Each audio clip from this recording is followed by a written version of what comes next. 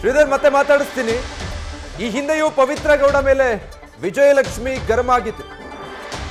ಪವಿತ್ರ ಗೌಡ ಆಯೋಜಿಸಿದಂತಹ ಪಾರ್ಟಿಗೆ ಕನ್ನಡದ ನಟಿಯರು ಹೋಗಿದ್ರು. ಬೆಂಗಳೂರಲ್ಲಿ ನಡೆದಿದ್ದಂತಹ ಪಾರ್ಟಿಯಲ್ಲಿ ಸ್ಯಾಂಡಲ್ವುಡ್ನ ನಟಿಯರು ಕೂಡ ಭಾಗಿಯಾಗಿದ್ರು.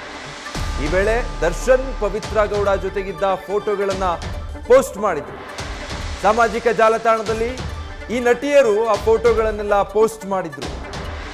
ನಟಿಯರನ್ನ ಆ ಸಂದರ್ಭದಲ್ಲೂ ಕೂಡ ದರ್ಶನ್ರ ಪತ್ನಿ ವಿಜಯಲಕ್ಷ್ಮಿ ತರಾಟೆಗೆ ತೆಗೆದುಕೊಂಡಿದ್ರು. ಈಗ ಮುಂದುವರೆದ ಹಾಗೆ ಈಗ ಆಗಿರುವಂತಹ ಪೋಸ್ಟ್ಗಳು ಯಾವ ರೀತಿ ನಡೀತಾ ಇದೆ ಮತ್ತೆ ವಾರ್ ಅನ್ನೋದನ್ನ ಗಮನಿಸ್ತಾ ಇದ್ದೀರಾ. ಈ ಹಿಂದಿನ ಸಂದರ್ಭದಲ್ಲೂ ಕೂಡ ಗಮನಿಸಿದ್ರೆ ಇಂಥದ್ದೇ ಆಗಿದೆ. ಆಗಲೂ ಕೂಡ ಸೋಷಿಯಲ್ ಮೀಡಿಯಾದಲ್ಲೇ ಈ ವಿಚಾರಗಳು ಸದ್ದಾಗಿತ್ತು. ಅಂದರೆ ದರ್ಶನ್ರ ಬರ್ತ್ಡೇ ಸಂದರ್ಭದಲ್ಲಿ ಹೋಟೆಲ್ ಒಂದರಲ್ಲಿ ಅವರ ಬರ್ತ್ಡೇ ಪಾರ್ಟಿಯನ್ನ ಆಯೋಜನೆ ಮಾಡಲಾಗಿತ್ತು. ಅಲ್ಲಿ ಪವಿತ್ರ ಗೌಡ ಇದ್ರು. ಸಿನಿಮಾದ ನಟಿಯರನ್ನ ಕೂಡ ಅಲ್ಲಿಗೆ ಕರೆಯಲಾಗಿತ್ತು. ಅಂದರೆ ಆ ಬರ್ತ್ಡೇ ಪಾರ್ಟಿಗೆ ಇನ್ವೈಟ್ ಮಾಡಲಾಗಿತ್ತು.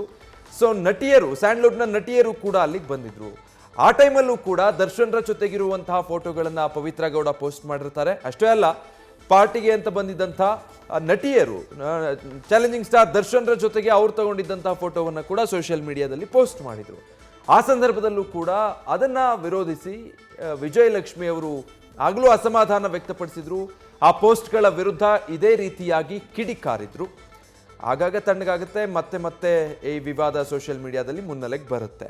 ಸೊ ಶ್ರೀಧರ್, ನೀವು ಹೇಳ್ತಾ ಇದ್ರಿ, ಅದರ ಜೊತೆಗೆ ಈ ಹಿಂದಿನ ಸಂದರ್ಭಗಳಲ್ಲಿ ಇದೇ ವಿಚಾರಕ್ಕೆ ಸಂಬಂಧಪಟ್ಟ ಹಾಗೆ ಆದಂತಹ ಸೋಷಿಯಲ್ ಮೀಡಿಯಾ ವಾರ್ಗಳು, ಪೋಸ್ಟ್ಗಳನ್ನ ಗಮನಿಸಿದ್ರೆ ಮೇಲಿಂದ ಮೇಲೆ ಅಂಥದ್ದೇ ಮರುಕಳಿಸ್ತಾ ಇದೆ ಅಂತ. ಹಾಗಾಗಿ ಈ ಬಾರಿ ಸ್ವಲ್ಪ ಗಂಭೀರ ಸ್ವರೂಪದಲ್ಲಿ ಅದನ್ನು ವಿರೋಧಿಸಿದ್ದಾರಾ ವಿಜಯಲಕ್ಷ್ಮಿ ಅವರು ಅಂತ? ಎಸ್ ವಿಜಯ್ ಅವರಪ್ಪ, ಈ ಹಿಂದೆ ಒಂದು ಬರ್ತ್ಡೇ ಪಾರ್ಟಿ, ಒಂದು ನಟಿಯ ಬರ್ತ್ಡೇ ಪಾರ್ಟಿ ಮತ್ತು ಒಂದು ಕಾರ್ಯಕ್ರಮದ ಪಾರ್ಟಿ ಅದು. ಆ ಪಾರ್ಟಿಯಲ್ಲಿ ಸ್ಯಾಂಡಲ್ವುಡ್ನ ಅನೇಕ ಪ್ರತಿಭಾವಂತ ನಟಿಯರು ಪಾಲ್ಗೊಂಡಿದ್ದರು. ಆ ವಿಡಿಯೋದಲ್ಲಿ ಪವಿತ್ರ ಗೌಡರು ಇದ್ದರು, ಆ ಫೋಟೋದಲ್ಲಿ ಪವಿತ್ರ ಗೌಡರು ಇದ್ದರು. ಅಂಥ ಪೋಸ್ಟ್ಗಳನ್ನು ಒಂದಷ್ಟು ನಟಿಯರು ಅದನ್ನು ಪೋಸ್ಟ್ ಮಾಡಿದ್ರು. ಆ ಕಾರ್ಯಕ್ರಮಕ್ಕೆ ವಿಜಯಲಕ್ಷ್ಮಿ ಅವರು ಹೋಗಿರಲಿಲ್ಲ. ಆಗ ಏನಾಗುತ್ತೆ, ಆ ವಿಚಾರವಾಗಿ ಪೋಸ್ಟ್ಗಳನ್ನ ನೋಡಿ ಸಿಡಿಮಿಡಿಗೊಂಡಂತಹ ವಿಜಯಲಕ್ಷ್ಮಿ ಅವರು ಈ ರೀತಿಯ ವೈಯಕ್ತಿಕ ಫ್ಯಾಮಿಲಿಯ ಫೋಟೋಗಳನ್ನು ಹಾಕ್ತಾರೆ, ನಮ್ಮ ಫ್ಯಾಮಿಲಿಗೆ ಎಷ್ಟು ಎಫೆಕ್ಟ್ ಆಗುತ್ತೆ, ಇಂಥ ಪೋಸ್ಟ್ಗಳನ್ನ ಮಾಡೋದಕ್ಕೆ ಸ್ವಲ್ಪ ಯೋಚನೆ ಮಾಡಿ ಪೋಸ್ಟ್ ಮಾಡಿ ಅಂತ ಹೇಳಿ ಒಂದು ಅರ್ಥದಲ್ಲಿ ವಿಜಯಲಕ್ಷ್ಮಿ ಅವರು ಹಾಕಿದ್ರು. ಆ ಪೋಸ್ಟನ್ನು ಅಥವಾ ಏನು ಆ ವಿರೋಧ ವ್ಯಕ್ತಪಡಿಸಿದ್ರಲ್ಲ, ಅದು ಈಗಾಗಲೇ ಡಿಲೀಟ್ ಆಗಿದೆ. ನೀವು ಹುಡುಕ್ತರು ಸಿಗಲ್ಲ. ಆದರೆ ಒಂದಷ್ಟು ಗೂಗಲ್ ಮಾಡಿದ್ರೆ ಸಿಗುತ್ತೆ. ವಿಜಯಲಕ್ಷ್ಮಿ ಅವರು ಆ ನಟಿಯ ಮೇಲೆ ಗರಂಗೊಂಡಿದ್ದೇಕೆ ಅಂತ ಹೇಳಿ ಅನೇಕ ಸೋಷಿಯಲ್ ಮೀಡಿಯಾದಲ್ಲಿ ಒಂದಷ್ಟು ಸುದ್ದಿ ಸಮಾಚಾರಗಳು ಸಿಗುತ್ತೆ. ಈ ಹಿಂದೆ ಕೂಡ ಇದಾಗಿತ್ತು. ಆಗ ಆ ವಿಚಾರದಲ್ಲೂ ಪವಿತ್ರ ಗೌಡರು ಇದ್ದರು. ಈ ಥರದ ಟ್ವಿಟರ್ ವಾರ ಅಥವಾ ಇನ್ಸ್ಟಾ ವಾರ ಅಥವಾ ಸೋಷಿಯಲ್ ಮೀಡಿಯಾ ವಾರ್ ಆಗಾಗ ನಡ್ಕೊಂಡು ಬರ್ತಾನೆ ಇದೆ. ನೀವೇ ಹೇಳಿದ ಹಾಗೆ ಕಳೆದ 11 ಗಂಟೆ ಹಿಂದೆ ನಡೆದ ಏನು ಪೋಸ್ಟ್ ಇತ್ತೋ ಆ ಪೋಸ್ಟ್ ಒಂದು ಸ್ವಲ್ಪ ಕಾರವಾಗಿ, ಸ್ವಲ್ಪ ಗಂಭೀರವಾಗಿ ಆಗಿದೆ ಅಂತ ಹೇಳಬಹುದು.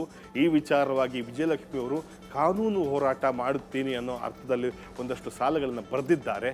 ಮುಂದೇನಾಗುತ್ತೆ ಕಾದು ನೋಡಬೇಕು. Thank you Sridhar.